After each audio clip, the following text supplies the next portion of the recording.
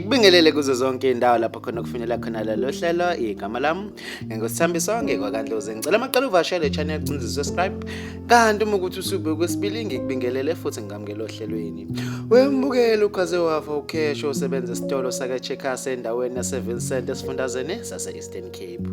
kusolakala ukuthi umthengi ucele uCashback watshela ukuthi awukho kwase kusuka uthuthuva umthengi kwaza ucash wesifazana ngomese waze washonela khona lapho lo mdlwembe usilisa oneminyaka engu31 obudala ukwaze waze wagibela phezukwakhe lo wesifazane oneminyaka engu36 obudala onogada basabe ukulamula omunye wasidela ethi yolamula naye bamgwaza bese kuphoqeleka ukuthi kubizwa amaphoyisa nhlanhla leyo nawo obedlula ngendlela